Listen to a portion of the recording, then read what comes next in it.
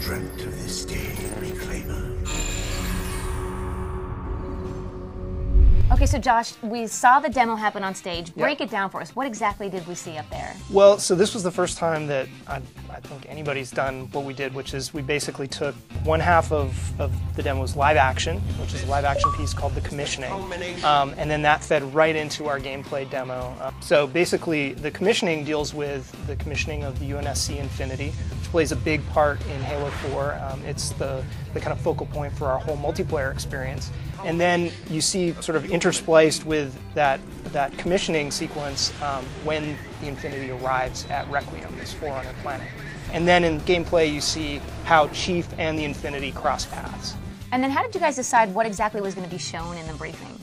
Well, I mean, we wanted to give people a look at our campaign experience. We wanted to show people how the Infinity intersects with campaign, and really we wanted to show this new enemy class, the Prometheans. And this is the first time that we've actually shown them. It's something that we've been talking about for a while. It's the first, full enemy class that's been introduced to Halo since the beginning of the franchise. This is the first time that we've revealed that to fans. But tell me a little bit about the Prometheans. So there are three main units that we showed in the demo, and the first of those is the Knight. That's sort of the commander in the battlefield. He's the big, huge, hulking thing that jumps down on Chief as he's making his way through the jungle. And then supporting the Knight is the Watcher, and that is the unit that the Watcher kind of spawns out of the back of the Knight, and then he's a support unit that is able to do all kinds of things. He can shield the Knight, he can catch grenades. He's just sort of like a game changer on the battlefield.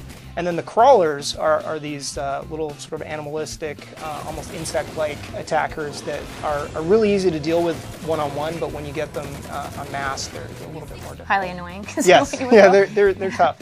All right, so for the big fans out there, let's talk about new weapons and some specifics about the game. Yeah, so you saw in the press briefing there were a couple of new weapons on display, specifically Forerunner weapons that we've introduced into the Halo sandbox. So the first of those is the light rifle, and this is a precision weapon that is kind of unique in that it fires a 3-shot burst when you're firing it sort of from the hip, and then when you zoom in, then it fires a concentrated single shot. So it's really, it's kind of a counterpart to the BR, and is a really great precision weapon. The other weapon that we showed in the briefing was a scatter shot, and this is sort of akin to a shotgun. It's a Forerunner weapon that's really effective at close range, and if you land all of the shots from the scatter shot, you're able to actually disintegrate your opponent. Single shot kill? Single shot kill if you land all of those shots. So it's really effective at extremely close range. Well, on top of the briefing, you also had the Xbox press event. So what did we see there? So last night we had a press event where for the first time we had playable Spartan Ops, and so we allowed people to come in, and we had 32 stations set up, and people could play in groups of 4 and go through a Spartan Ops mission. Halo 4 looks incredible. I mean, I've been playing a lot of Halo, and everything about this game is just awesome. The sounds are meatier, the gun feels different, and the running around's been really good, and I'm really happy to be here. Here with Phil Spencer at the Halo 4 event. Now, what's it like? Fans are finally get their hands on Halo 4. Yeah, it's incredible. It's been a long road, and the reception here at E3 has been incredible.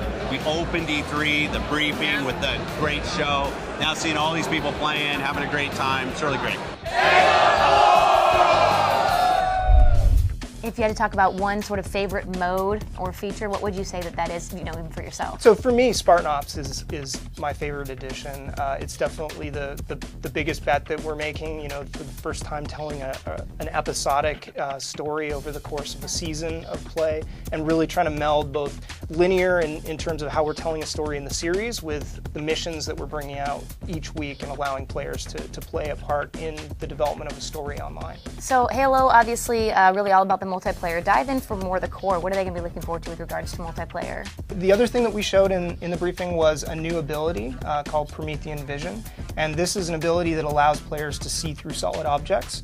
We're not alone. Switching visor. So you can actually, change your visor mode, activate Promethean Vision, and then it sort of sweeps out like a sonar pattern and exposes any enemies that are in the nearby region. Then you can see them through solid objects, through trees, what have you. Come so far since hang 'em high, I should say. Now let's talk about multiplayer for the core. What are they going to really look forward to? Yeah, so for multiplayer, we have 2 different competitive modes that are playable on the show floor. The first of those is a new mode called Regicide. So Regicide is a free-for-all mode where basically the player who's in the lead is the king, and all the other players get a bonus for killing the king. And so you take the lead, you instantly have this sort of target on you. Wherever you go, everybody else can see you, and they can see that there's this bonus that's constantly counting up that they'll get if they can kill you. So that's a really fun mode. The other mode that we're showing is a new mode called Infinity Slayer. And so this is a twist on the classic Team Slayer game mode. And basically all of the players that are playing in Infinity Slayer are slowly earning this ordnance meter. And the ordnance meter allows them to call in an ordnance drop. You can then call that in and you have different choices in terms of weapons and boosts and power-ups. And they come down and drop down into the map directly in front of you that can then give you a big advantage in gameplay. Halo 4, there you go. Don't get better than that.